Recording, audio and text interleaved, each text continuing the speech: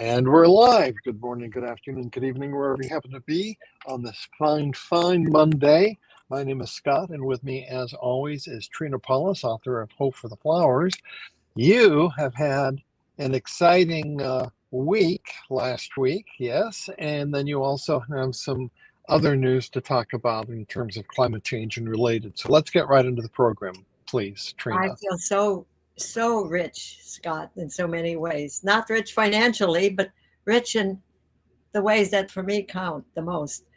Yes, on Saturday I flew from the tropical Florida, Naples County, where there are tall palm trees and all kinds of beautiful tropical plants were blooming. We flew there in the morning, and I got back to my house with sort of snow turning to ice. Started at 6 in the evening. And the contrast, this is not climate change, those contrasts. Those are the changes that happen from the north to south in our country during winter. But the other part of my life has been with these beautiful people from around the world in Kenya. And one of the features of what I want to focus on today is the Kenya thing. And perhaps next week I could do the Florida thing, because lots of important things happened for me down in Florida.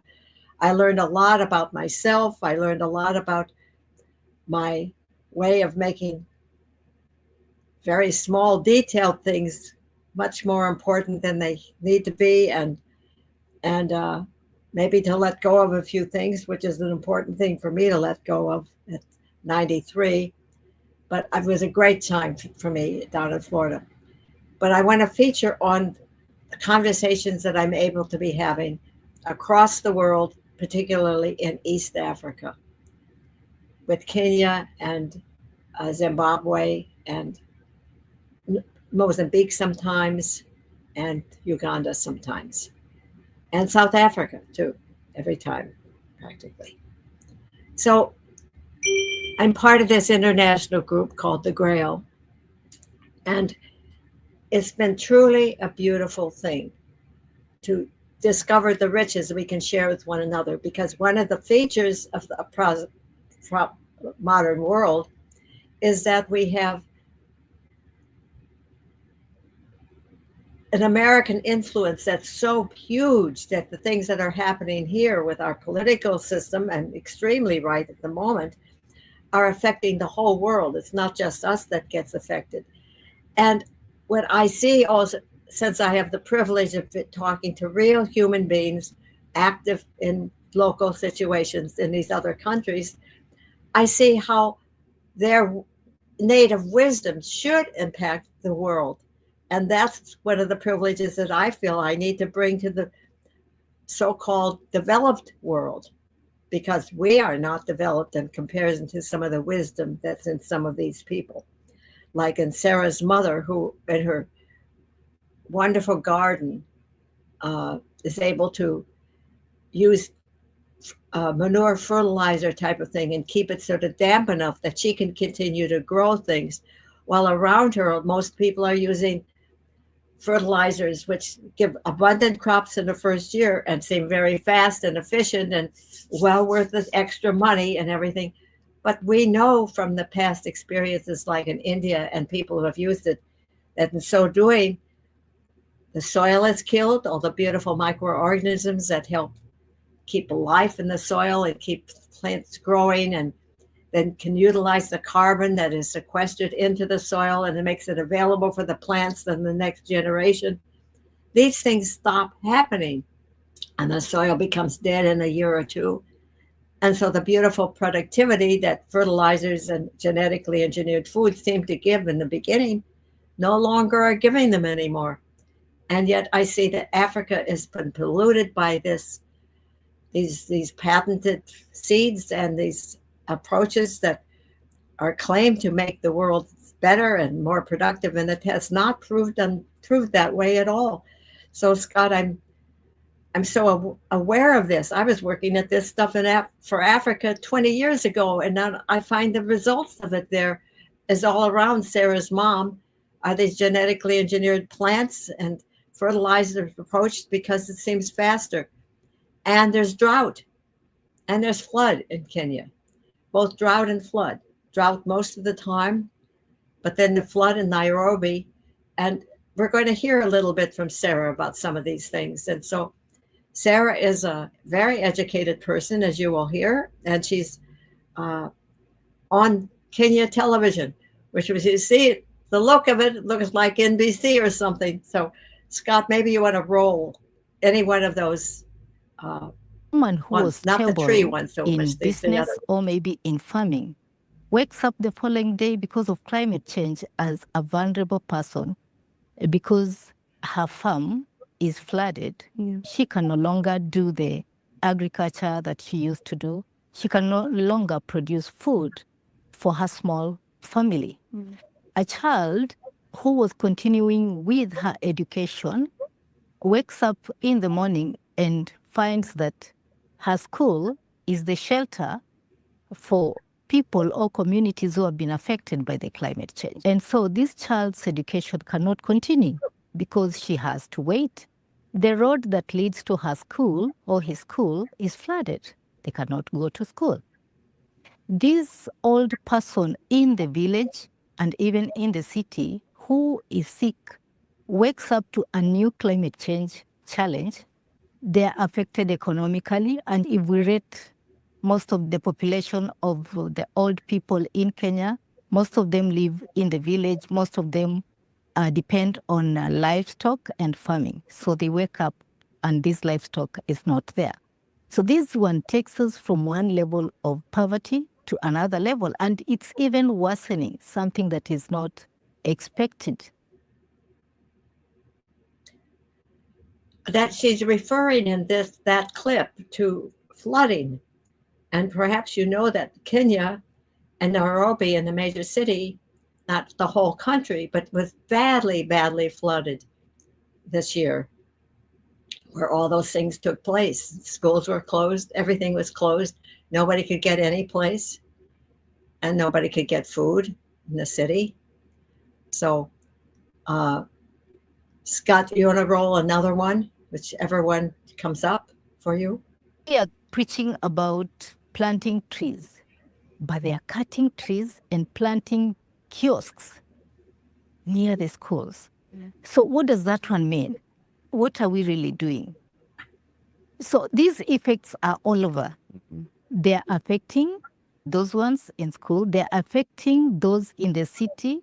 Look at those ones in slums. I happen to be a member of a group for the young people. We normally have sports every holiday for high school students. This time round, we didn't have them because the fields were flooded. There were no roads towards those sports fields, and some activities had to come to a standstill. So all of us are being affected in one way or the other. And these effects, the worst thing is that these effects are growing worse every day. And that's what I'm saying. It's leading us from one level of poverty to another one. Yeah, if we look at the SDG goals, goal number 1 is that poverty. Yeah, we have to fight poverty, but what is the level of poverty in our country today? In our communities today? I'm worried. The SDG goals are the United Nations goals, Sustainable Development Goals, that we were supposed to hit by 2030. There's 20 of them, I believe. And I was very active with the United Nations on the food and agriculture side of things and energy every time there was a commission on what was called the Commission on Sustainable Development. They don't have that exactly in that title anymore, but I would go there, and most of my other Grail comrades would go to the Commission on the Status of Women, which is happening this month, which is coming up, or next month. It comes up now, and we have some girls arriving already from different countries. Then I hope to have them participate with me on these Monday programs as we get more organized. So I'd like to follow through with Sarah with the mention about the trees, because she wrote me a personal email that was really so beautiful about the tree. And Scott has some pictures of the tree. Scott, you might put up a picture while I read this. She wrote, I am sharing some pictures from last December gathering under an avocado tree in my family garden with friends and relatives. I just wanted to share this tree and show how it serves us. This is a picture. This one is a picture of, okay, this is her family and relatives that she's really writing about. The other one, the other one with the family people sitting around is one of the Christian community groups that's it's a small Christian community that gathered under this tree. But it's the other one that I'm mostly referring to, Scott. I don't know if it's possible to just leave it up while I read. It is a tree that is within our compound. We have used it for many years on different occasions. It provides us with avocado fruits. This is where we hold family meetings. We don't need a tent. Its grass is soft. Most of the time, we just sit on the grass. We don't need seats. During hot seasons like now, it's where we rest under its shade. We enjoy taking afternoon naps under the tree.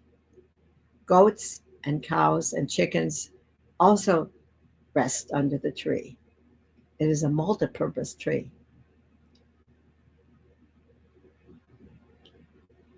The other picture is from a small Christian community praying under the tree. So a tree is just so vitally important. And she mentions in the text that we used from the video, the national video, about how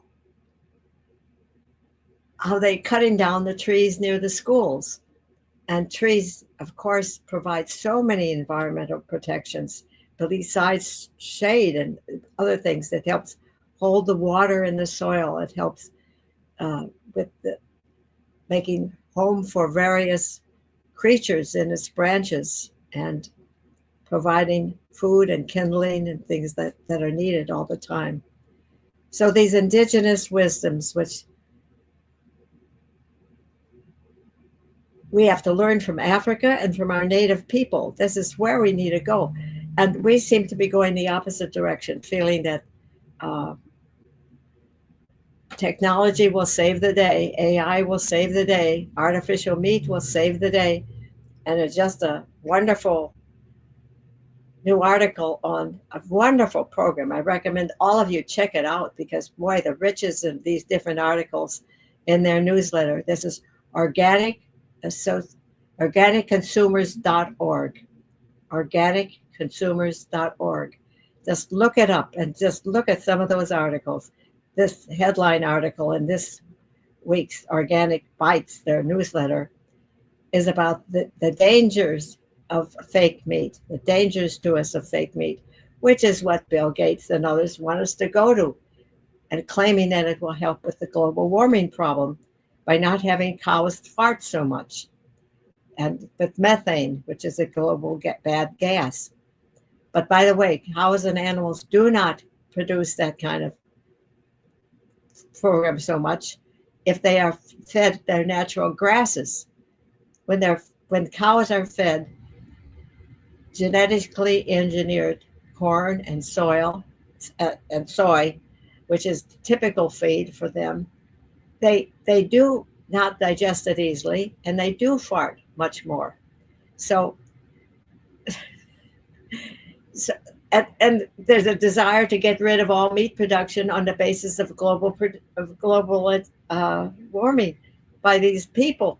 Now, to me, this is one of the epitomes of hypocrisy and greenwashing, because if you make a real environmental impact study about what it takes to use genetically engineered seeds in the rural planning, the tractors that are needed for that kind of thing, the kind of energy used, the deadening of the soil, the killing of the soil underneath all this kind of production, and then taking it into a processing plant, building all the machinery, grinding up everything, created new meat-looking products that are not meat, and then selling it as fake meat, as though they were helping global warming, while telling the rest of us we shouldn't be raising chickens in our backyard or raising a cattle or a cow or two or a goat, which is what the practice is in Africa in many places. It's just so hypocritical. And when you have a more sustainable agriculture and you have some manure from these animals, you have a sustainable cycle that goes around, that you can use the manure for fertilizing and for helping grow the next crops, and the cycle goes round and round. I'm basically vegetarian and do not eat meat, or very, very rarely have any meat. And I certainly can't abide this kind of nonsense that they're talking about getting rid of all animals for the sake of global warming by people who are just create a tech revolution that uses more and more energy all the time and every day. So the hypocrisy is very serious. And so for me, it's a tremendous privilege to be in touch with these beautiful women around the world that I'm in touch with every week. So Scott, that's my basic message for this week, which is bravo, Kenya. Bravo, the people doing the job over there. And may you know that you're doing a fabulous work that we Westerners have to learn from. Thank you so much.